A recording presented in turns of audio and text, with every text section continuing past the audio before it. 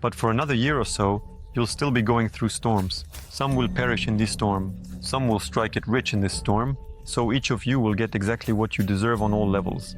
In individual processes, a person can't escape from themselves at all. If he acted self-destructively, he will self-destruct in any era.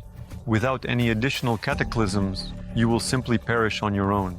And for some, this year marks the local end of the world, while for others, during this era of cataclysms, it is the most favorable stage of their life. Where you will be in these processes is determined by you. In one of the interviews, you mentioned that disasters await us and that it's essentially inevitable, to which the following comment was left. Don't listen to that, it's nonsense. The Earth is not dying.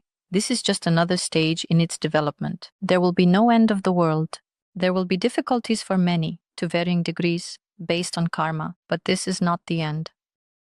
Anton, do you think our planet is facing an end of the world that will truly affect everyone? Or are all the events happening in the world just cyclical stages? I don't know. Perhaps this person simply didn't listen to what I was saying, because I was talking about a cyclical stage. I'm not talking about the end of the world. I've never talked about it, except for the Mahabharata and the end of the Kali Yuga, which we can expect in about 400,000 years. You'll even be there for 430,000 years. So the person took something out of context, right? They made up their own story and got upset. And he got upset, well, justifiably, because in the end he wrote it correctly. But I didn't say that. Understand the problem? The comment also mentioned the phrase, difficulties based on karma. Does it have a connection? Everyone gets what they deserve. It's practically the same thing. So yes, and for some, during prosperous years, the end of the world happens locally, while for others, in times of cataclysms, this is the most blessed stage of their life. There are global processes and there are individual processes. In individual processes, a person can't escape from themselves at all. If he acted in a self-destructive way, he will end up taking his own life in any era. If he was burning and melting away, if he acted in a benevolent way, then everything will be fine for him again in any era. The end of the world, of course, exists, but it exists in 400,000 plus years. And the fact that we are currently going through a stage of cataclysms is an obvious fact. Remember, back in 2000, the same thing happened in 2010, and now in 2024. Just compare. I'm saying that this period will last for about another year. Maybe a little less, considering when this video will be released. Well, it will be stormy for another year or so, that's it. Then this storm will start to settle down, and everything will be good again. Some will perish in this storm, while others will strike it rich in this storm. Where you will be in these processes you determine for yourselves. But don't define this as just shaking the air in whims. Define your structures at the level of physics, structures at the level of energy, and structures at the level of consciousness. If you can still somehow treat physics with medicine, there are no medicines for consciousness. So each of you will get exactly what you deserve on all levels,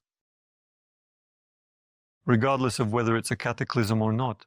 One of the viewers writes, once we become enlightened, we will step away from all social networks, gadgets, and the internet. For now, we've been hooked on this electronic needle game. How would you comment on that? Yeah, just another excuse for one's own laziness. We're building a bright future while sitting on the couch. We've all been enslaved, although some need that. Sitting on the couch, again, sitting on that couch. Well, it's just, to philosophize about how everything is bad and I'm the good one. No, enlightened people continue to use gadgets perfectly well, and that's not a problem at all. There are no problems with technology at all, because we are in the age of potassium. In the age of potassium, when human capabilities are fading, and if he doesn't replace his fading abilities with technology, then all of humanity will stand on the brink of life and death. It will simply go extinct. Few people realize this, but it is true. So at some point, humanity will become dependent on technology. It will simply be a matter of life and death. For many people right now, it's already a matter of life and death when electronic devices monitor your heart rate, when robots perform surgery on the most delicate parts of your body, and when you're on medication that you can't live without. If those medications don't enter your bloodstream, you'll literally die within a day. This is already happening, an endless dependence on technology, and it's only going to get worse. So hoping for this universal enlightenment and a life without gadgets is a fantasy, an illusion. It won't happen. In the modern world, that's generally impossible, right? It's not that it's impossible. It's the Creator's design. He built such a world. He built a world where, at first, the triumph of human nature, as it fades away, is replaced by the triumph of the technologies that this person creates. And then it all resets, and the cycle starts all over again. These cycles are described in books. These cycles are coming to an end. Right now, we are at the end of the last cycle called the Age of Kali. And after that, there will be a reset and the game will start over. It's all games. These games are played by the Creator. He created the space, he created the rules for it, and trying to go against those rules and hoping that someone will cancel them now, no one will cancel them. Especially those who practice and clearly understand these rhythms. Why? It's like saying, let's cancel winter because we will become enlightened. No, winter will stay just as it is. But if our planet to shift from its orbit, then yes, the weather would change everywhere immediately. And our enlightenment has nothing to do with it. This will already be an action of planetary level.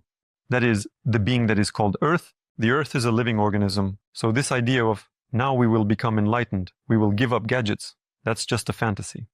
And to rely on that absolutely immediately, you're just wasting your time while you rely on that. No, technology will continue to develop, people will degrade, the system will become increasingly rigid, and there will be more rules. And those who prioritize spiritual development will simply move alongside all of this. Without interfering, without resisting, without refusing, just alongside these processes calmly, without disturbances and in reality, harmoniously and synchronously. Everything is in its place. Of course, everything is in its place. There is room for everyone under the sun, and for those who sit with a gadget in order to save their lives, and for those who sit with a gadget in order to just have fun there for a couple of, hours because they have free time. Anton, in one of your interviews, you mentioned that everything in the world is a manifestation of the divine. Everything is in its place, including murders, disasters, helpless animals, and other so-called negative things. This caused some resonance and questions. There were a lot of comments about this. Here are some of them. And why do pedophiles and murderers live and thrive? Here's the question. Well, let's get right to it, so we don't skip over this question later in the text. Why? That's a good question. But tell me, why are they alive? If you consider yourself right in your worldview, why does obvious reality prove the opposite to you? Why do you feel with every cell of your body that he should be dead, yet he is alive? And I'll explain why. Because the logic of this person does not align with the logic of creation. Creation has a different logic.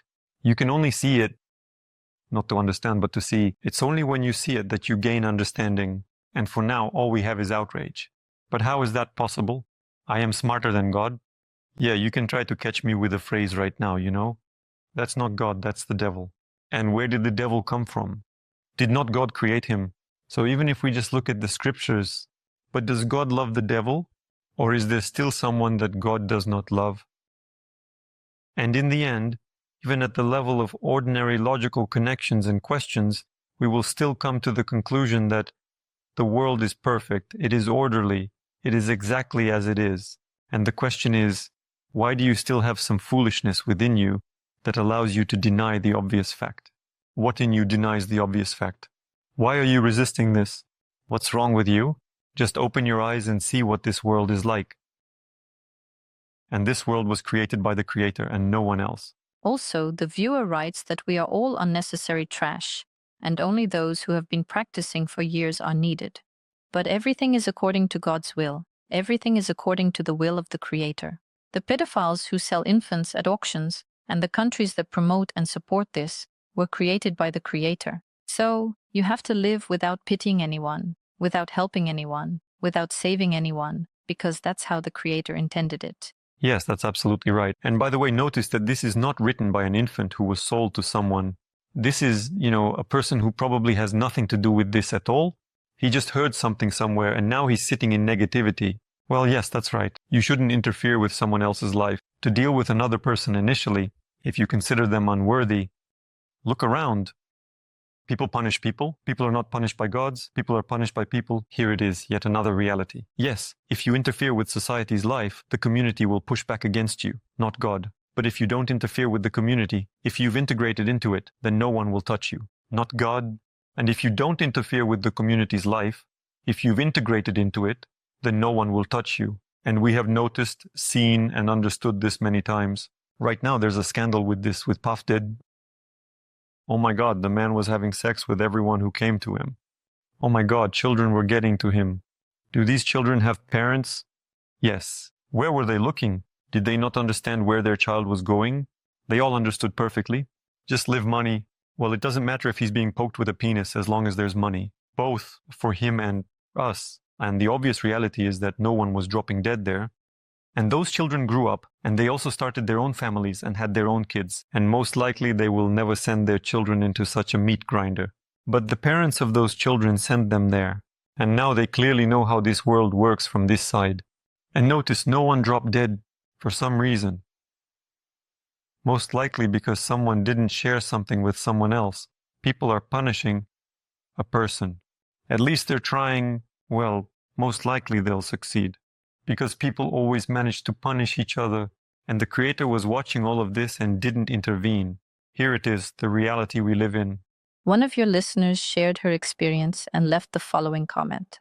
When I was a kid at a summer camp cafeteria in a calm, normal state during lunch, I suddenly flew up about 2.5 meters above myself and looked down at myself and everyone from up there. And then I was suddenly pulled back. I was in shock. I slowly came to my senses and ran to my drawing class. There was a feeling of some extraordinary discovery. Such a strong childhood experience and the realization that we know more than just about ourselves and what we are taught. Kolya had a rejection of information, especially when it came to memorizing some insignificant historical dates. The soul whispered that it wasn't true. Anton, how would you comment on this? Absolutely correct processes. That's exactly why people under 18 are traditionally not allowed into practical energy work. The only thing that slightly upsets me is that a person describes this one-time event in their life from memory. Why not develop this? Why not latch onto that? Why not do it the way I did? When I faced this, I didn't let it go anymore. I completely rearranged my life according to this plan. That's how it is. Reality is not what I was told it was. I will study it myself.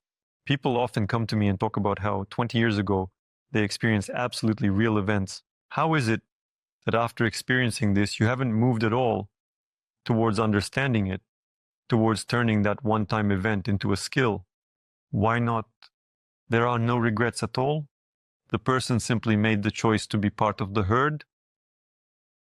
Why? Because of what? It doesn't matter anymore. So, regarding all of this, yes, if a person encounters this early, at a young age, while their psyche is still forming, while they haven't yet come to terms with the fact that everything here has a price, and it does, and let the shoes fly at me, it is what it is. Society is structured in such a way that we are forced to pay just to live in it. What does that mean? Society is structured in such a way that we are forced to pay just to live in it. What does that mean? That means you have to be useful to this society in order to be a part of it. If you are not useful to this society, it doesn't allow you to exist within it. This is the harsh reality. No matter how much anyone likes it. That's right. Yes, there is a society where you don't have to pay to live in it, but in general the standard of living there is extremely questionable, and no one would simply agree to such a standard of living. Therefore, when a person encounters these processes at an early age, it is very easy to lose socialization, to lose the skill of living independently in this world and living successfully, that is, successfully, on the material plane. It was incredibly hard for me to accept that you have to work, that you have to earn, that there is a dependence on money, and that this is very important. It was incredibly difficult for me to agree with that, but global processes helped me to some extent. Because the Soviet Union collapsed, my parents lost their jobs, money became scarce, and those circumstances forced me to learn how to survive in society. If everything had been fine with my parents, I would have been completely sociopathic. I wasn't interested in anything at all. At 12:05, I left my body just like that. Well, actually, it was on the bed. I left my body just like that and looked at my room. Circumstances pushed me towards the importance of being able to provide for myself on a material level. And then, without forgetting this process, without forgetting this experience, I developed it alongside. Yeah, I wasn't moving quickly because I had to manage both the material side and this magical side. Somehow I managed to do it. There were moments in my life when I got so immersed in practices that I completely detached from the material world, from material concerns. Completely, absolutely. When I left the temple, I was completely broke. I had nothing except for my parents who were willing to accept me. The skill was there. By that time, I already knew how to make money. So as soon as I got back, I quickly found a job. If a child doesn't have events that make them useful to society, they'll drift away and not come back. They won't engage with that society. So, she describes it correctly. That's exactly how it is. So, in my tradition, in my temple, no one was allowed to cross the threshold until they were 18. It just doesn't exist, that's all. First, learn to live without this in the world you're in right now. And then we'll show you a bit more about this world. One of your listeners writes, I have a question. Is sharing knowledge openly a betrayal of the tradition? Is there a need to get Ashan's permission to share this information with ordinary people and beyond? Well, such a question arises in a person because he is not familiar with my tradition, nor with my rights, nor with what I do, that is, with my motivation. If I were doing something unlawfully, if I were acting recklessly, I probably wouldn't be able to keep it up for long. But at the same time, everything is working out for me. And on the contrary, it's all developing at some incredible scales and speeds right now. So that's how it is. When I left the temple, I took with me the right to manage the knowledge that I had left according to my mastery. I took with me the right to manage the knowledge that I had left according to my mastery. This wording might seem clear, but it hides a very deep meaning. To manage knowledge according to one's mastery. Back when I didn't have enough mastery practices like the same Shliantro, I didn't tell anyone anything. I just practiced. But at some point I felt the opportunity to teach one person and I taught him. Then I felt the opportunity to continue this teaching. And I continued to teach other people. Why does this become possible? Because I know how to do it. But this skill didn't just come out of nowhere. It did not come from Ashian's permission. It didn't come about because the stars aligned in the sky. It's purely my skills and abilities. And according to my skills and abilities, I announce something. I declare that today there will be such a course, today there will be such practices, and tomorrow I will tell you about it. Or I don't announce anything. 2 years passed, after which I started talking about the yantra, even though I knew about it 10 years ago. So if there's a way to feel your own temporality, to feel your abilities, your resources, then everything can be done harmoniously. I started talking about the yantra, even though I knew about it 10 years ago. So if there's a way to feel your own temporality, to feel your abilities, your resources, then everything can be done harmoniously. If such an opportunity doesn't exist, then it's better, of course, not to get involved in such processes too soon. Is it possible to somehow betray your tradition? And what do we mean by the word betrayal? Good question. Well, if I'm going, for example, with my friend to do some guerrilla work behind enemy lines, and he just turns me in, well, that's betrayal. But what if, for example, after gaining freedom, I showcase my mastery? So where's the betrayal in that? If a person sincerely believes that there were prohibitions on transmission in my tradition, no one directly forbids you. You just realize how difficult it is to balance what I've been showing. There were people who came to me with a clear position that was evident in them, but they, of course, did not voice it out loud. Well, with a clear position, now we're going to quickly find out what you're showing here, and we'll sell it, promote it, and make money off it ourselves. I looked at all of this and just smiled because I know what a colossal amount of work one needs to do on themselves. To be able to do all of this so easily, simply, and safely for themselves. And I still have good relationships with some of those people. And they say, hey, how do you manage to handle all of this? We tried. Yes, we wanted to do it that way, but we didn't succeed. I'm saying this because for you, it's still forbidden. Yes, you still can't pass this on, but not because it's forbidden, but because I forbid it. Because you simply won't be able to handle it. You won't have the resources to manage it. I've seen these processes where a heavy person comes to you, and they just pull you into their state. You can't resist it.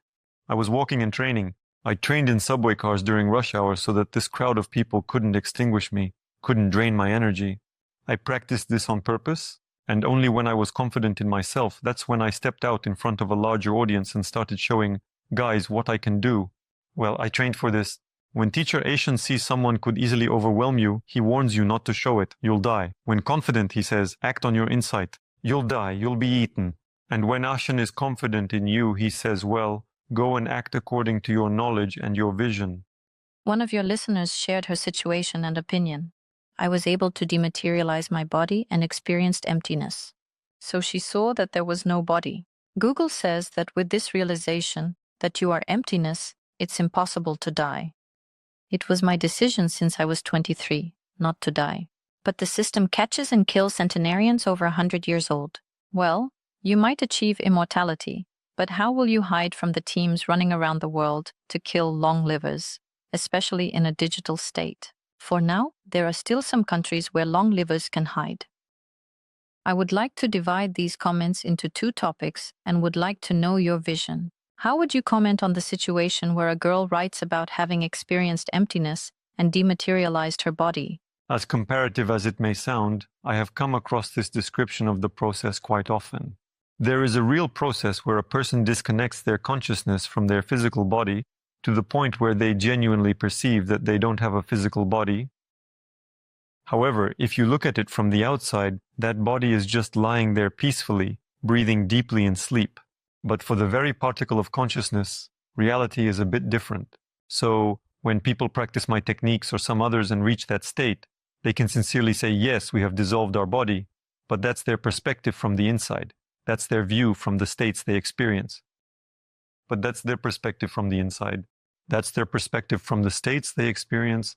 It's the same as out-of-body experiences. You can leave your body, go away, and you will sincerely say, I don't have a body right now. It's lying around somewhere over there. So it's really a matter of wording here. So it's obvious, right, that she wrote this message, physical bodies, and it's clear that she experienced that state, perceiving it from within the process, not from the outside. When it comes to long livers, that's where some contradictions start to arise. If you've dissolved it into your body, then what's the point of killing it?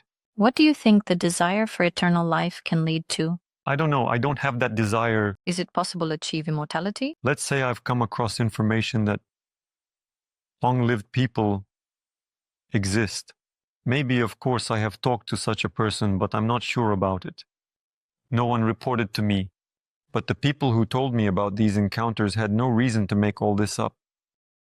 These were serious people, seekers of practices, who were also looking for teachers for themselves, also searching for masters. Most likely, I tend to believe that there are indeed people who live as long as they want. I've never heard of anyone hunting them down and trying to kill them. Not once. It's just happening somewhere outside of me. Although I admit that there might be some organization that has set itself such a task. Why? For what purpose? Why? This is a question for some organization, but this is not occurs on a mass scale. Next, again, if you've dissolved your body, why does it bother you? As for me, I have no interest in living here endlessly. I have an interest, on the contrary, in leaving this place. So, not to kick the bucket, but to dematerialize. So, to dissolve your body into pure energy, and to leave this space in the form of pure energy. So, I don't worry about the fact that someone will be hunting me down after 200, 300 years of life. Let's move on to the next comment. That's definitely about resentment. Twice in my youth, I was really hurt by two different people. I cried for hours, but not long after, both of them died. How would you comment on this situation? People who tend to hurt others don't get away scot-free. As they say, it takes two to tango. And that's why, what is resentment? Resentment is wishing death upon another person. If a person is used to hurting everyone, then a lot of people wish him death. Accordingly, this wish comes true. He's not doing too badly. Just the wishes of a large number of people have an impact on one person's health. So there is a curse, and they... Well, to some extent, yes, you could say that they keep smoothing him out all the time. Well, again, you shouldn't behave in a way that a large number of people want to smooth you out. Therefore, the process is natural. Don't hurt the people around you, because if you push the limits too far in this regard, you might not have the health to handle the consequences of those actions. How can you make a word strong, but in a way that it works for good? Well, first of all, you need to stop lying and being hypocritical, both for yourself and for those around you. Don't be a windbag, don't waste your breath. Try to speak clearly and get to the point. Try to speak only when you're asked. Don't speak when you're not interesting to anyone, when you haven't been given the floor, when no one is asking you anything. By following these rules, your words will start to gain strength. And in order for it to be good or not good, well, first of all, you determine what is good in that case. How do you know what is good for another person? You can guess, right? If you're from the same culture, you might know for sure. But from a different culture, how do you know what's good for them? It's like being a masochist. For them, good is getting whipped. It's the same as being a masochist. For them, good is getting whipped on the backside, and they don't need saving. They actually enjoy it. Well, I mean, we're starting to walk on thin ice here. But what to do, in principle, I've outlined. And in order for it to be good, you determine what is good. So you make the decision self about when to speak up and when to hold back. A viewer writes, please tell me, who knows? Let's say a person, while alive in their body after a stroke, became a little different from who they were before. In general, in a way, it's a bit cuckoo. After physical death, does he become pure adequate energy? Or will he fall into chaos? Absolutely not. Everything will be amplified there, and many times over. A person in a physical body has amazing abilities to forget what they have done and pretend that there are no consequences to their actions. When a person loses their body, everything they have done in this world will suddenly come crashing down on them, all at once. Sometimes do you remember some event from your childhood? I actually feel a bit sick. And here, all the events, everything in your life, will suddenly pour into your consciousness. In most cases, this is the final point for that part of consciousness. It contracts completely and then lies in the space of the first rads up to the Mahaprama itself. The end of times. To prevent such things from happening, you need to take a huge number of actions. And to take a huge number of actions that will lead you away from such an end to life, you need to have extrasensory perception. Because without extrasensory perception and any understanding of whether what you're doing right now is good, bad, right, or wrong, you won't have that understanding. Because we are raised by society, the society is what it is. And you will become just like the society that raised you. So, no skills gained from various institutions, no understandings provided by books, people, or schools will help you behave correctly in relation to the logic of the Creator. And the logic of the Creator does not correspond to human logic. So, when a person operates according to human logic and wonders why nothing is working out for them, it's because they are going against the logic of the Creator, which they are not even aware of. God will still turn out to be stronger. One of your listeners left the following comment. Could you please tell me, have you read anything from Kabbalistic literature? Have you heard anything about studying Kabbalah? I'm interested in your opinion. Yes, I heard that it contains quite reliable, albeit distorted information, so there must be a person who can explain what is written there. But I personally haven't engaged with it. Just the snippets, the pages that I've come across, I evaluate as quite reliable from my own knowledge. But without explanations, without additional clarifications, it's practically impossible to use all of this. Is there any literature that you could perhaps recommend to your listeners for studying themselves and this world, which might, in some way or another, at least somewhat reflect the truth of our existence here? Let him read Carlos Castaneda. In fact, there are different types of literature. And the traditional ones, Vedic texts, Puranas, Tantras, Srimad Bhagavatam, Bhagavad Gita, the same. But without that person who can explain and clarify all of this for you, reading it is basically pointless. I've tried many times to read these serious scriptures, trying to extract something from them, but mostly I just read fairy tales. And only when I was already trained, when I slowly started teaching myself, then I took those texts and saw them completely differently. But mostly I just read fairy tales. And only when I was already trained, when I slowly started teaching myself, then I took those texts and saw them completely differently. Absolutely differently. As deeply as I was able to perceive it at that time. These texts require extrasensory perception. Without extrasensory perception, reading these texts is pointless. It's just pointless. It's just a waste of time. The same Vedic hymns, without extrasensory perception, at some point, you'll just start to wonder, why am I even reading this? What's written here? What's the point of all this? What's the meaning? The regular Vedas. So, why did I mention Carlos Castaneda? Because it's probably the only book that, remembering it, and reading it at a very young age, I still recall with warmth in my heart. So yes, there is a fairy tale there. Yes, there is artistry. But the core that is embedded in it, the source of information from which these stories are drawn, I have no doubt about that. So they have preserved their essence so well through my changes and training in another tradition, and they haven't fallen apart like just a work of fiction, that it still impresses me. These are absolutely real books that are, in principle, accessible to the average person's perception. In my transformations and my training in another tradition, they have preserved their essence so well and haven't fallen apart like just a work of fiction that it still impresses me. So these are absolutely real books that are, in principle, accessible to the average person's perception, so to speak. They don't require any kind of extraordinary abilities. And these are books where the essence is completely real. They don't require any kind of extraordinary abilities. And these are books where the essence is completely real. A huge amount of literature has just flown out of my memory, in my perception, into the trash like midnight, in accordance with reality. Yeah, there are a couple or three practices. So this book, it's about this thick, has 2 or 3 practices. The rest is garbage. And I've thrown a lot of it out of my head like that. But it's specifically his books. Especially The Eagle's Gift, Fire from Within, and The Art of Dreaming. A more complex book is The Active Side of Infinity. It contains very worthy stories. Very worthy events are described. They are described quite accurately in terms of how things really happen in this world. Yes, you can find better words. Yes, there is artistry in it. Basically, yes, I can still recommend it. At the same time, you shouldn't perceive this as a textbook. It won't work as a textbook. But to immerse oneself in the spirit of practitioners, the spirit of those people who have set a goal in their lives to understand their nature and the nature of the universe, that's a good thing. Can we call, for example, the path of true self-knowledge through working with one's energy? This is one of the paths. True self-discovery through energy is a very short path, a very effective path. Gain self-awareness through physical exercises like Tai Chi.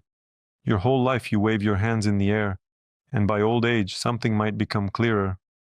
Some in energy work realize so much in a year. I wonder why I was so slow.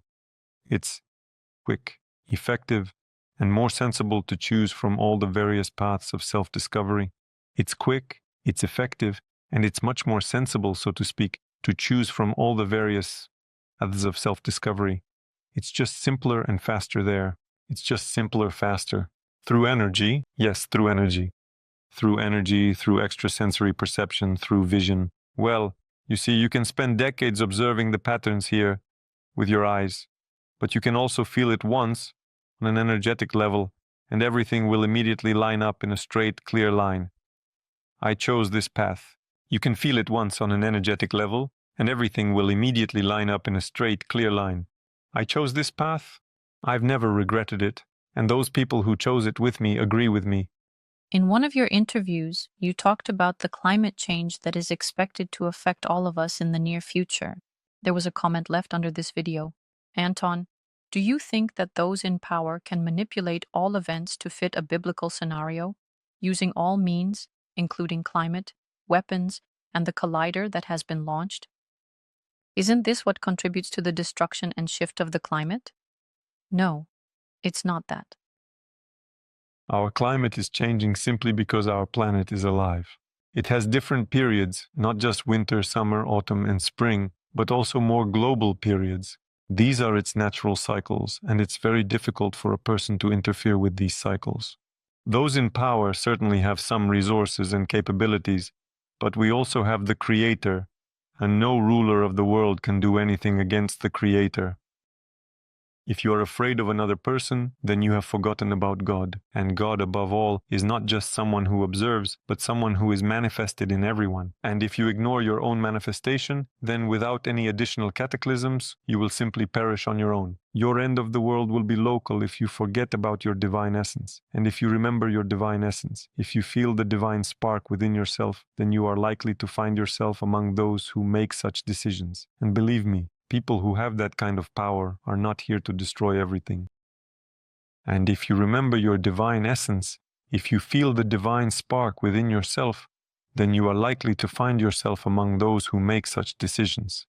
And believe me, people who have that kind of power are not here to destroy everything. They just have different ideas about how to preserve everything here. Some people believe that everything here should be preserved with rigidity and harshness, while others think it should be done through looseness and debauchery. There are different positions, and each of them plays out these scenarios in a certain territory and sees how it all turns out in the end. On a global scale, no one has the goal of destroying everything here. And even if that someone does appear, there are much more serious forces at play. Forces like the spirit, like the universe, ultimately like God, who will still maintain harmony and balance. The improbability that a person will have the ability to disrupt this balance has been eliminated. A viewer writes, I watch Anton when I come across videos. To me, he seems taller each time, as if his body is growing. It really does sound quite unusual. Can this perception be linked to the level of our energy? And for example, the more a person feels their presence in space, the more energy and strength they have. Yeah, and those with whom I practice notice my energy and manifestation levels are changing, which makes sense. My level of energy, my level of manifestation is changing. I am becoming more powerful, more fiery, which in principle makes sense. It's one thing when you're training by yourself, and it's a completely different matter when you take on a lot of responsibility for other people.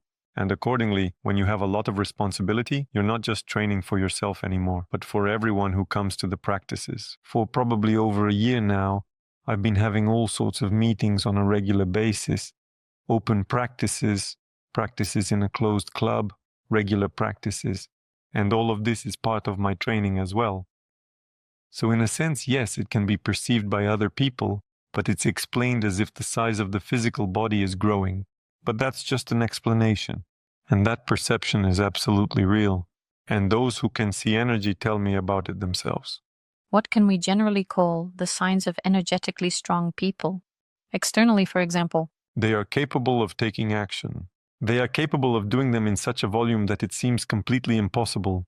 They seem to be able to live 10 different lives in one. They can make so many changes to themselves that an ordinary person wouldn't have enough time in a lifetime. These are people who are very fast, but at the same time, such people can also self-destruct very quickly, literally burning out in just a few months. They are capable of making so many changes to themselves that an ordinary person wouldn't have enough time in a lifetime. These are people who are very fast, but at the same time, such people can also very quickly self-destruct, literally burn out in a few months. Because this strength, this power, this speed, it does not imply vitality. It specifically implies the ability to move quickly, powerfully, and effectively. But you can also move quickly, powerfully, and effectively within walls.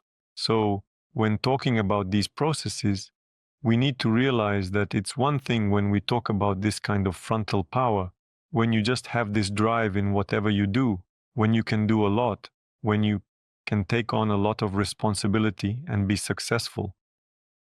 And it's a completely different matter if we talk about the viability of such a person, and then we enter the territory not of energetic power, but of finer, purer energies, which are referred to as unconditional love. we often evaluate and take our physical age as a basis. One of your listeners left the following comment on this topic. If you practice and practice not just yesterday or the day before, but your whole life, then it turns out that after 20, there's really no point in starting. You won't have enough time, not to mention those who are 50. Anton, is it possible to miss out on something? And please give an answer on the topic of the relationship between our age and spiritual practice. But when a person thinks this way, they won't be able to keep up anyway. No way, because he thinks that way. Because his position is to find an excuse for his laziness. If your position is to find an excuse for your laziness, then what difference does it make what excuse you come up with? It doesn't change anything at all. There are, for example, books, very ancient books, dating back 5,000 years before the birth of Christ. And in these books, the cycle of life is described. The person in the Kali Yuga, meaning a person who lives for 100 years.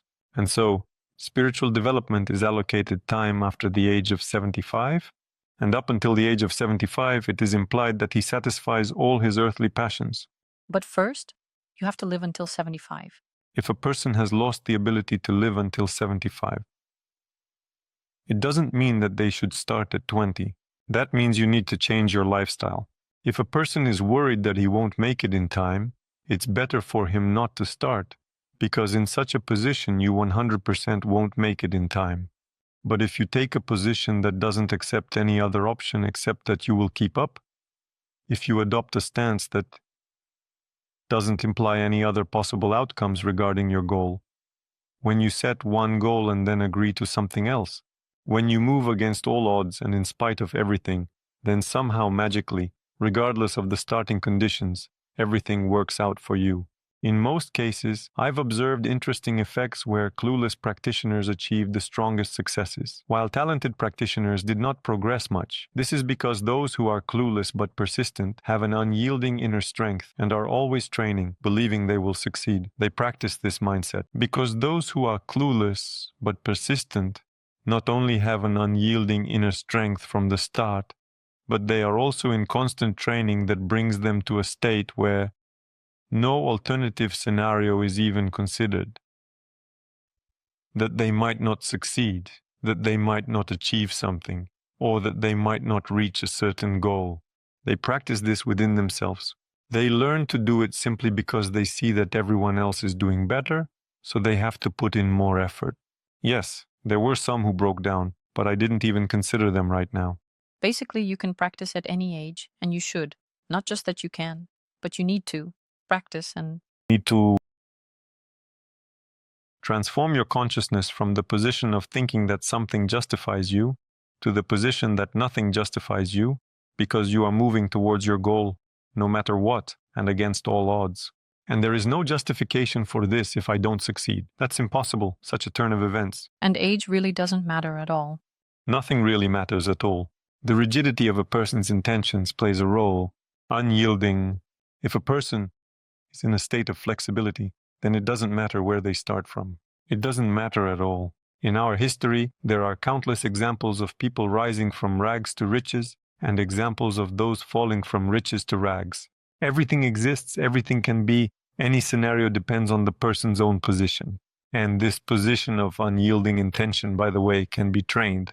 A person can train themselves to love, a person can train themselves to achieve, and a person can train themselves to live in such a way that their life becomes exactly as they desire and nothing else. But these are all aspects of training. Can this be somehow enhanced or accelerated? Of course. The higher quality practices you use and the more sacred knowledge you have access to, the faster you master everything. Tell me about the closed club.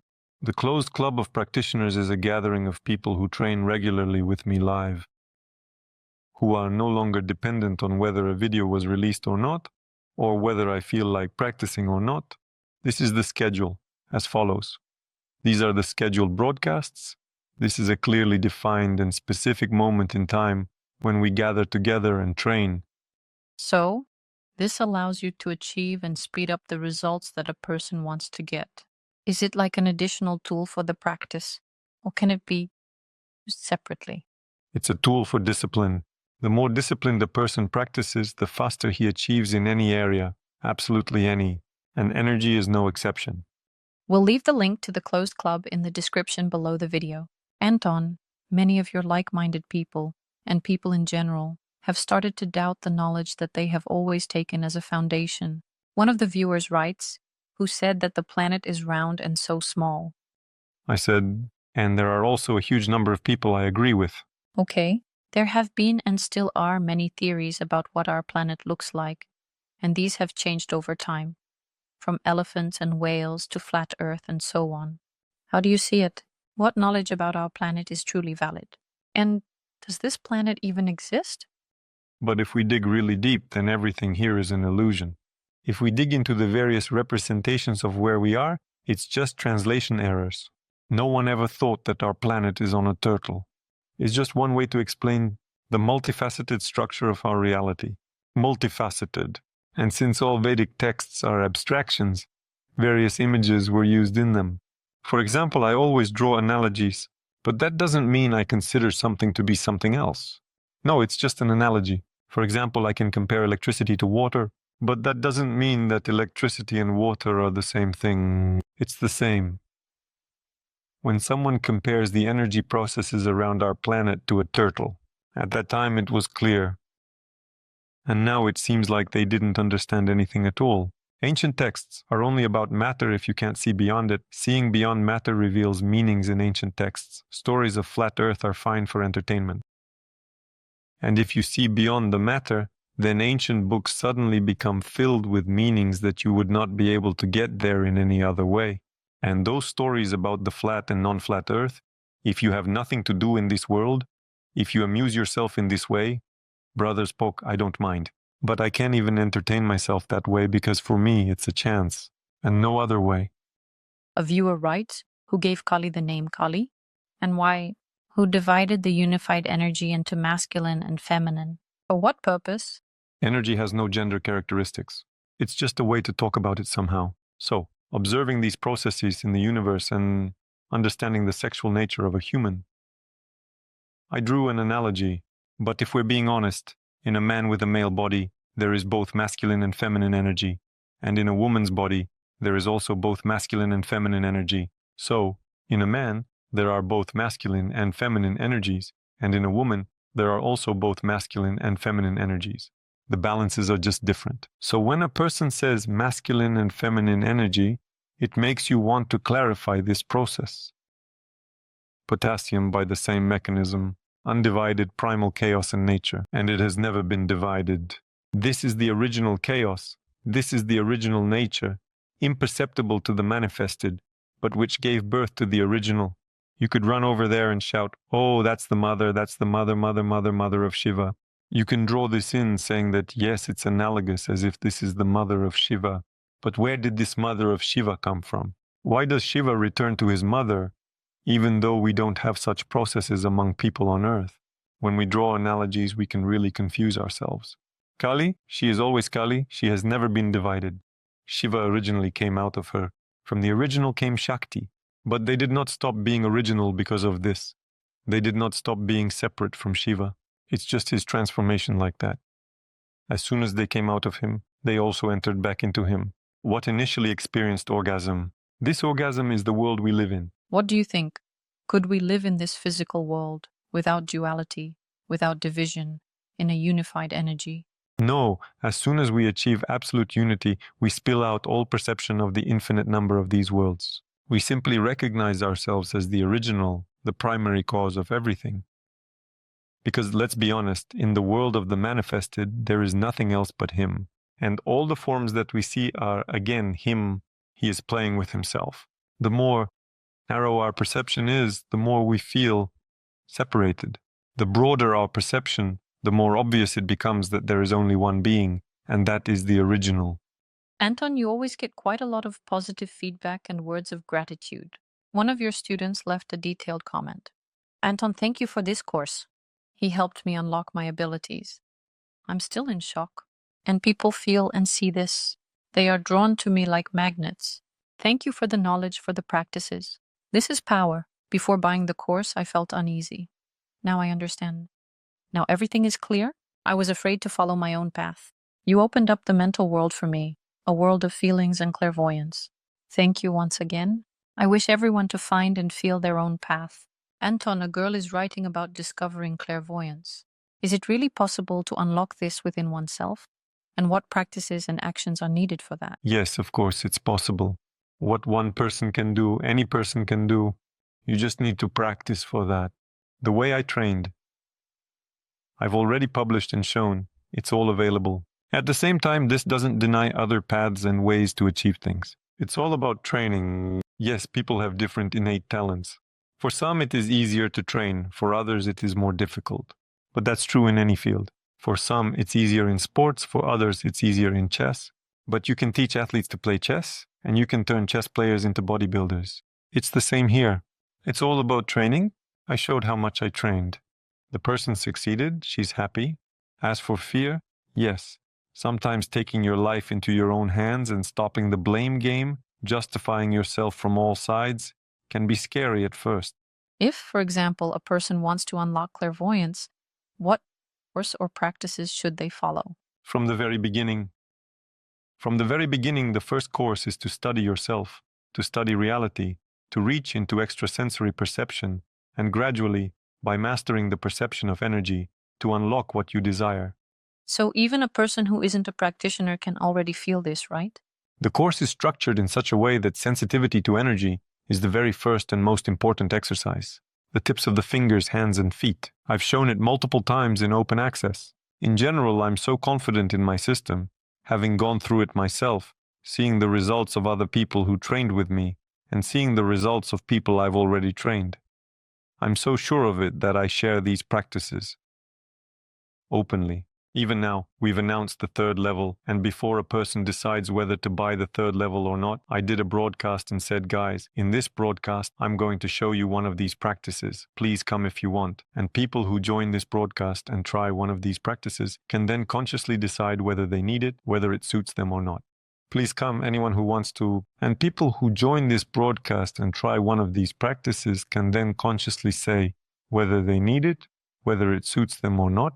I don't sell anything blindly. I don't operate on the principle of you buy first and then figure it out. You can touch and feel everything. I don't sell anything on the principle of you buy first and then figure it out. You can touch and feel everything. For those who are interested, I'm sharing how I did it. I spent my entire youth searching for this tradition. But now I'm happy that I managed to do it while I was still young. I don't regret at all that while my friends and loved ones were building families and pursuing careers, I was sitting and chanting mantras in the temple. We'll leave a link to the course in the description below the video. One of the viewers writes, "It's very easy for a strong witch to send demons and negative energies to a healthy person. You just don't know. And yes, if a person starts drinking and doing drugs, there's already a negative program on them. That's 100%. Can harmful habits be named and linked to the influence of other beings? No. It's just an excuse for one's own worthlessness. It's just giving in to your passions. It's just, in essence, a disproportionate overbalance in the grand scheme of things, in the scale of balance and harmony towards pleasure. No witch or any entities can harm a person who is doing well on all levels, physical, mental, and energetic. No way, because a person far exceeds the capabilities of any of these entities. No way, because a person far exceeds the capabilities of any of these entities. Many times, it's like trying to scare me with a mosquito that will come and bite me to death. But if a person is already half dead on their own, mired in passions and debauchery, it's easy to finish them off. And it will be quite easy, that's true. Finish them off. Can a person have a negative program turned on or activated from the start? And what is our positive program? Who actually defines negative and positive? Our actions, likely, probably. What action? If a person, for example, leads a healthy life, he will age and die just like a person who leads a sick lifestyle. Why is one thing good and another bad? If a person, for example, I don't know, worked for half their life, reached a certain position, and decided to throw a party, got drunk, I don't know, stuffed himself, threw an orgy, then sobered up, cleaned himself up, and went back to work. Where is that line between good and bad? Why? Some part of the commentators is doing everything they can to forbid themselves from enjoying this life in what they think are bad ways. So look, is eating tomatoes good or bad? Eating tomatoes is just eating tomatoes. That's eating tomatoes, yes.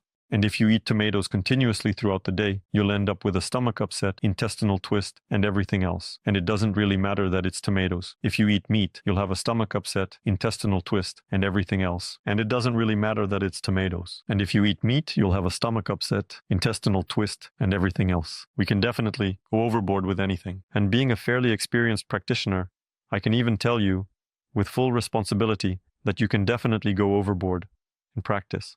By dedicating yourself entirely to energy work, you forget about your physical body, and it just starts falling apart right before your eyes.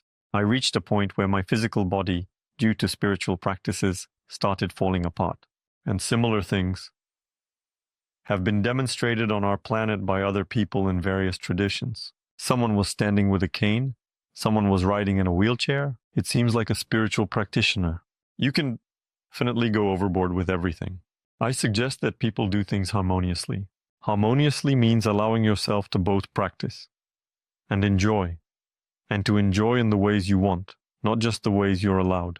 But enjoy in a way that you don't forget how you relate to the world and how the world relates to you. So, enjoy the company of those people for whom it's acceptable. If you want to, I don't know, have a drink, you go to a bar, you don't go to a ballet at that moment. And if you want classical music, you don't go to a bar and complain about how everyone there is rude and uncultured because you don't belong there. You're going to be bothering people who are there doing their own thing. It's good if a person, for example, goes to the gym.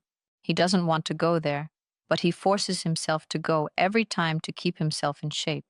Here we need to ask him, is he sure that he really wants this? Maybe he's deceiving himself. And he can't admit it to himself. And again, it's not that simple. What does he need this shape for? Is he able to enjoy just because he looks good? Or does he need it for something else? And that is his hypocrisy. For example, look, there's a big difference when a person says, I want a new apartment. And when they say, I want more money, you immediately ask, what do you need the money for? Well, just to have more.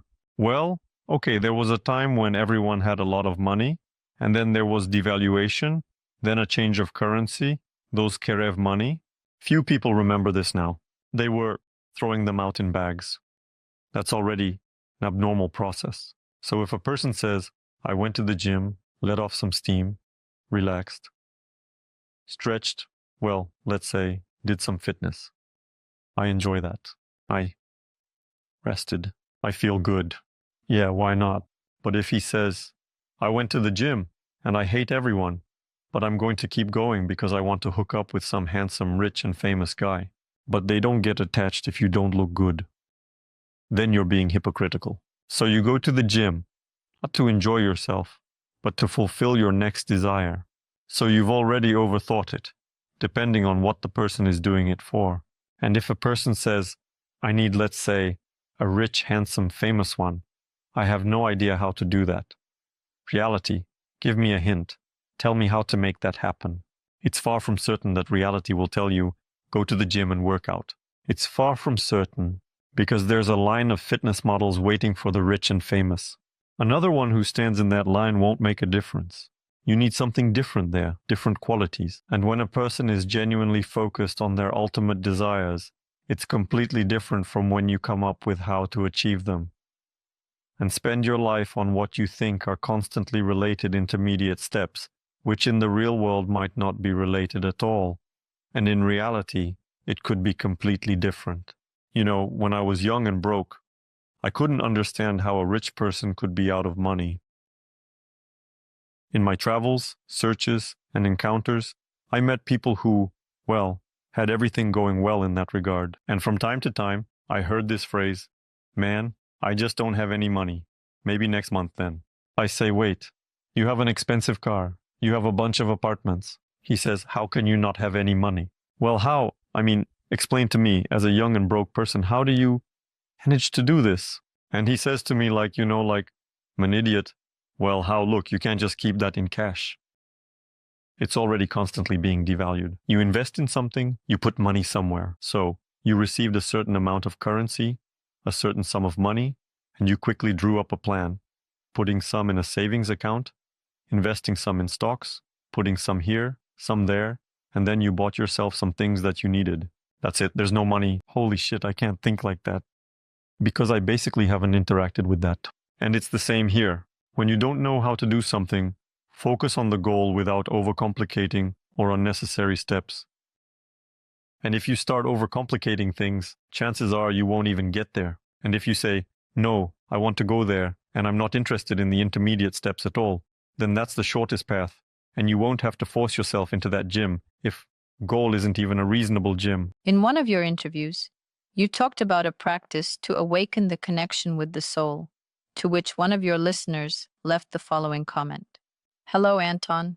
I did this practice 3 times and I managed to connect and feel the strength and power through my thumbs once, but I still couldn't maintain that state.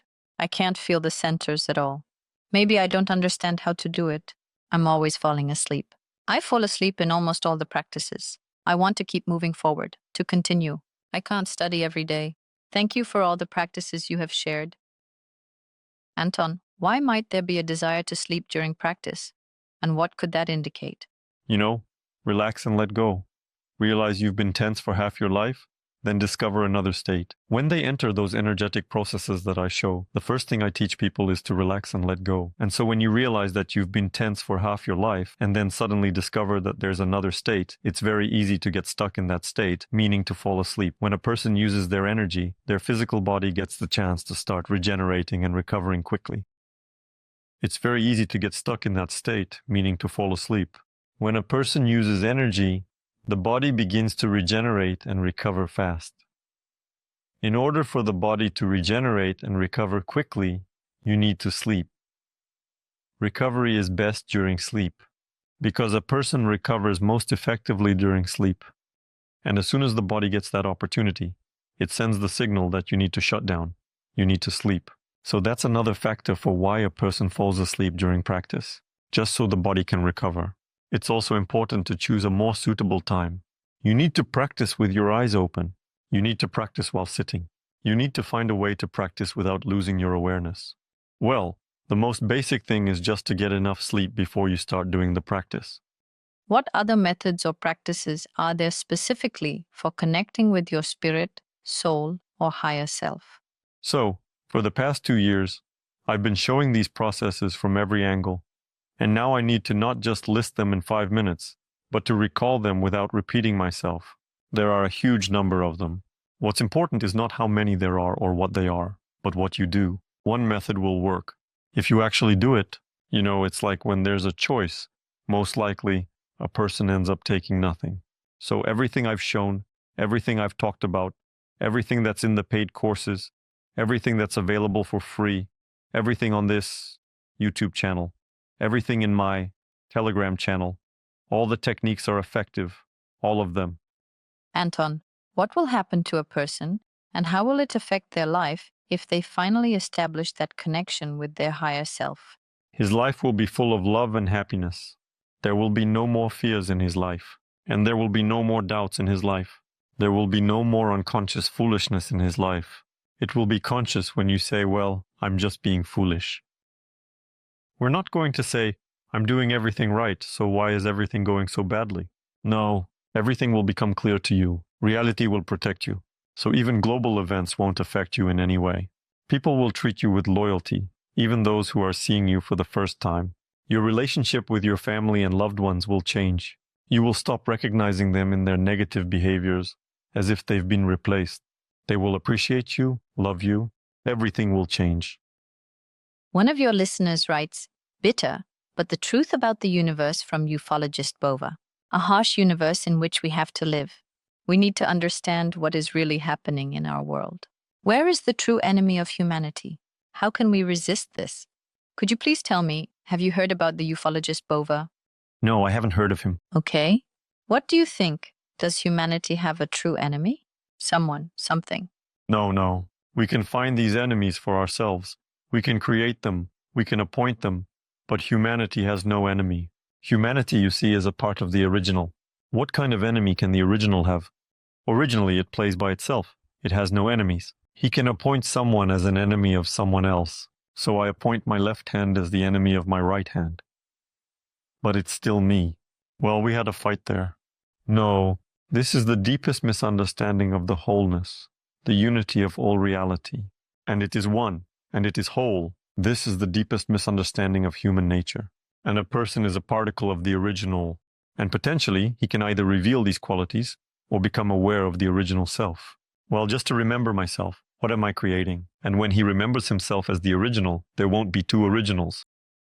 It will still be the same one original. Even if 100 people remember themselves as the original, it will still be the same original. So, these enemies, this back and forth of trying to save oneself, is still a subconscious desire of a person to play games, to be immersed in the illusion, to be caught up in the...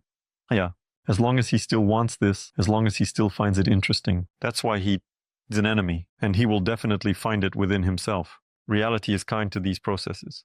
If you need an enemy, just wait. You'll blink, and you'll have one.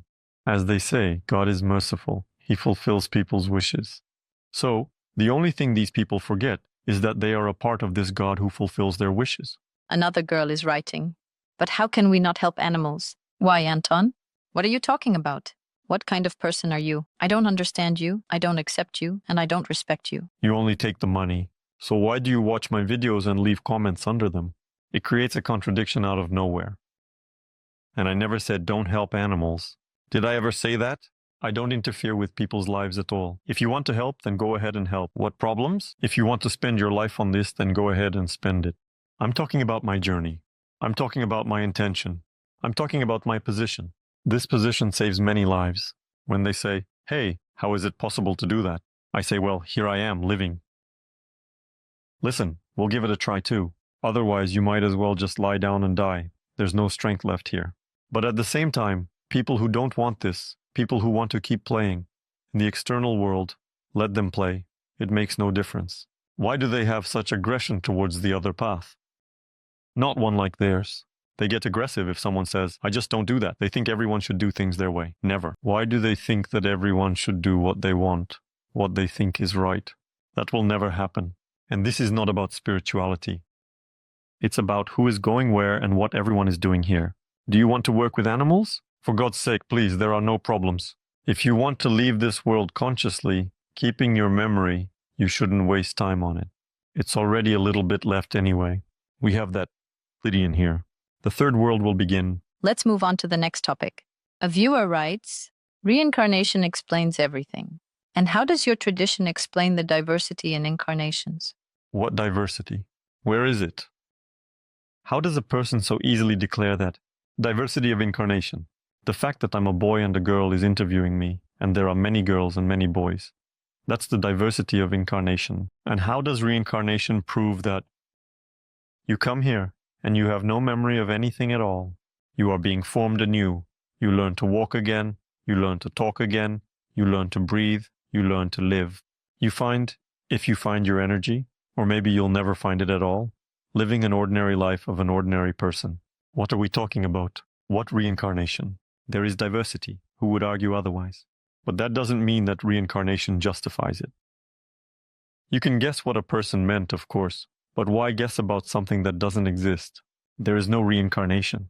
There is multidimensionality, there is parallelism, there are exceptions to the rules. That's true, but in the context that we're all reincarnating here, you can actually do nothing, and everything will be fine, right? And everything will be fine. The very fact that we were born at this time, in this point of space, already implies that, most likely, this is the last time. We received this comment from your viewer. And if you don't feel like eating meat, should you force yourself for health reasons, for example?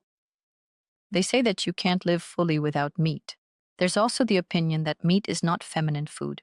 It's like, we have a huge opinion on this matter. If you want to eat meat, don't eat it. But keep an eye on your health. If you notice that processes of deterioration are starting to happen in your body, then it probably makes sense to replace meat with some amount of products that could potentially help. In other words, approach the process consciously. If you don't eat meat and everything is fine with your body, then don't eat it. No one is forcing you to. So, approach the process consciously. If you don't eat meat and everything is fine with your body, then don't eat it. Who is forcing you to? Why does every statement I make get taken as a call to action? I'm just saying that meat doesn't interfere with spiritual development. Not at all. Let's move on to the next comment. A viewer writes, cool, there's something in me that I see in others. Do you agree with this statement? Of course. I can even say more. Attracts everything that exists in a person, whether they acknowledge it or deny it, doesn't matter. It doesn't matter. So, a person's position regarding what they have inside them doesn't matter. But if it's in them, it will be in the people around them. That's a fact. That's how the world is structured. The way we vibrate, we attract similar people. So that's how it is. If we change our inner vibrations, our inner settings, then the people around us change, society changes, and life becomes different altogether. If you vibrate solely with the vibrations of love, then at some point, you will be surrounded by similar people. And if you vibrate with a constant sense of entitlement, a viewer writes, hello? Thank you to everyone who contributes to the channel for your joint effort. Could you please tell me, should a woman take the initiative to create a beautiful ending to a relationship? Just like in Carlos Castaneda, Don Juan gave his student, Carlos himself, the task of giving meaningful gifts to all the women he had ever met. And what about women and their past relationships? What should they do? How can a woman stop giving energy to her previous sexual partners? Well, first of all, there is a difference between a man and a woman, and the concept of beautiful endings. And secondly, in Castaneda's books, there was an example of a woman's way of bringing all of this to a close. When there was the story about Nagual Julian, who is Don Juan's teacher, and when he offered the girl the path of a magician, she said, "I agree." After that, he says, "So, when should I come pick you up?" She replies, "You don't need to pick me up. I'm already in agreement. That's it. I'm going." And she just left. It's described there. And such a construct is quite acceptable. The thing is, reality will still try to pull us back onto old tracks, no matter how much we try to do it in a dignified way from our perspective. A person determines the form of closure themselves. And in determining this, you only need to consider one factor. Are you ready for others to treat you the same way? If you're ready, go for it. If you're not ready, don't do it, because others will treat you the same way. In the comments, a woman writes about how to stop giving energy to her previous sexual partners. Well, first of all, you need to stop directing your attention to your previous sexual partners. Where we direct our attention, that's where our awareness flows. Therefore, as long as a person is dependent on these relationships, meaning they remember them, perceive them, and focus their attention on them, no matter what you do, your energy will still go there. There are specific practical techniques that allow you to cut these ties on an energetic level. So as long as a person is dependent on these relationships, meaning they remember them, perceive them, and focus their attention on them, no matter what you do, your energy will still go there. There are specific practical techniques that allow you to cut these ties on an energetic level. After sexual intercourse, an energetic channel, an energetic thread forms between a man and a woman. Technically, this thread can be removed by stirring up the vortex in the womb, the energetic vortex in the womb. I talked about it right from my very first course. Both the first course and the second course, and in the third course, all of this will be shown from different angles. It's already been shown in the first two, and it will be shown in the third. Through such a seemingly simple practice, you can break all of this. But if a person continues to direct their attention to past relationships, their awareness will keep flowing there.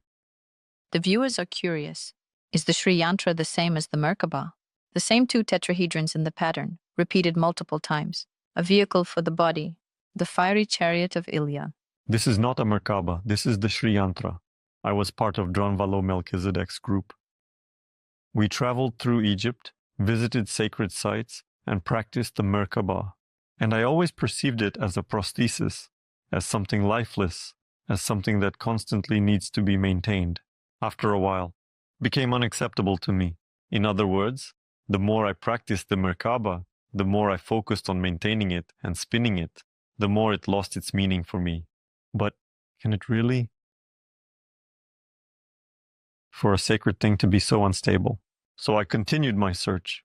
After a while, I found Shivizdia, and there, similar structure was called the Sri Yantra, but it was absolutely alive. And rather, the energies present in it were awakening me, instead of me constantly having to push it. This is a diametrically opposite action. It's not you huffing for fuel to spin forms. Forms nudge you, saying, pay attention, do more, go stronger, burn, strive, be goal-oriented, love. And these forms are constantly nudging you and saying, pay attention to us, let's do more, let's go stronger, let's burn, let's strive, let's be goal-oriented, let's love. After all, not someone or something, certainly, as it is created. It's alive. And this is not a Merkaba. And so, many years later, when I was leading a retreat in Sochi, I met a person there, someone I didn't know before, who had also studied in Dronvalo's system, and he'd been studying there for much longer than I had, so I had long since given all that up and was delving into Sri Vidya. During that time, he continued to practice there, and he told me a very interesting story. It was about how, according to him, Dronvalo deceived everyone, and the Merkaba he showed was lifeless. In other words, he did it intentionally, and the Merkaba he showed was lifeless. In other words, he did it intentionally. He led consciously. People astray? Why? What caused this to be like this? I'm still not interested in the fact itself. So I was convinced that I had intuitively felt it right, that something was off. And when, in a surprising revelation, Dronvalo acknowledged openly this, he showed another Merkaba in the heart in a detailed manner. And even though it has the same name, it resembles the nature of a yantra more. But the nature of the yantra is not limited to the heart. So again, he only showed a little bit. Can this be called a lie? No, you can't call it a lie. But it's still not the whole truth. The way I convey the Sri Yantra, the way I received it, the way I awakened it within myself, I pass it on in exactly the same way to those who need it. I'm not hiding anything. This whole system of Melchizedek and Merkaba, I'm glad, left it. I'm satisfied with myself. I'm glad I didn't spend a lot of time on this. But I did spend some time on it, touched it, and felt that hint of deception long before I found out that it was indeed the case. But when I came into contact with Yantra, when I received initiation into this knowledge, I approached my teacher and said, I have finally found the practice that I have been looking for all my life. I won't be looking for anything else. I don't need anything else. I know he was joking and said, oh, what kind of practice is that? I want that too. The knowledge of the core? Well, he says, that's what you and I found. So this inner deep feeling that it's all over, the search is finished. I've started to accumulate and refine so much. These feelings are unlike anything else. I never had that with any practice, including Merkaba.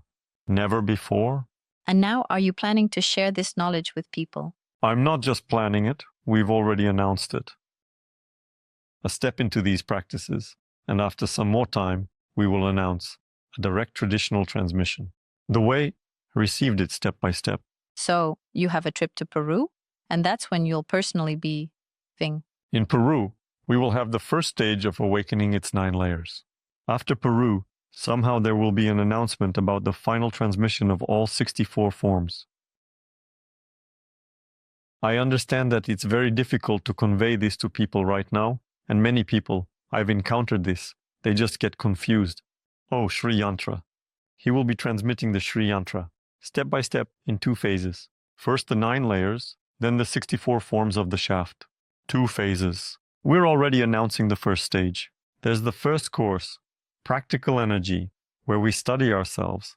There's a second course. We shed the shackles, we shed the cocoon. Many will say, what are you doing, you scoundrels? How will you live without it? To which I will respond, a child lives without it until the age of 5 and manages just fine. We return ourselves, be like children, and you will be saved. The third course, the third level, it's when you wake up and awaken yourself not just at the level of the 7 centers, which has been written and rewritten all over the internet, but when you awaken yourself at the level of all the centers, which have millions above and millions below. You're taking on a completely different configuration. This configuration really looks like a fiery column that goes somewhere over there and somewhere over here. And there is no end or edge to this fiery column. The second transformation, and only after going through these transformations, does a person embark on a journey to Peru. The journey to Peru is the awakening of the 9 layers of the yantra. So, after going through the 3 levels, the next step for a person is to awaken the 9 layers, and the final stage is receiving the ultimate transmission of this knowledge, which completes the entire system, which has been showing all of this step by step. We'll leave the link to the courses for the journey to Peru in the description below the video. The viewer writes, and how do you break free from this material world, bypass the Creator and his archons, and return to the pleroma? And who is the first one for us? Well, let's imagine that by the Creator we mean Brahma, and the first one is originally Eve. How do you do that? So, I'm explaining how to do that. First, you study yourself, your nature, and the nature of what we are in. The first course of practical energy, then you start to transform yourself, change, and increase your speed. The second course of practical energy, then you transform yourself into power, because without power, no matter how much you understand things here, it's unlikely that anything will come of it. And this is the third course of practical energy. And then you receive knowledge about a form of your body in the third attention, about the body of pure consciousness, which no longer needs physics, creation, or even the Creator himself. And you enter a space on par with the original, completely free. I describe this entire path as it was passed down to me, shown to me, and taught to me. This is one of many paths. I'm not insisting that it's the only one. No, absolutely not. I just don't have anything else. I'm just showing what I can do myself. Thank you, Anton, for the answers. We'll leave the link to the courses in the description below the video. Also, write down your impressions and questions. Maybe we'll answer them in the next video. Do you want to unlock your inner strength and learn to manage energy? The course, Power of Consciousness 1. Practical Energy will provide you with tools to improve health, develop intuition, and gain a deeper understanding of the world. Join and start changing your life right now. Link in the description.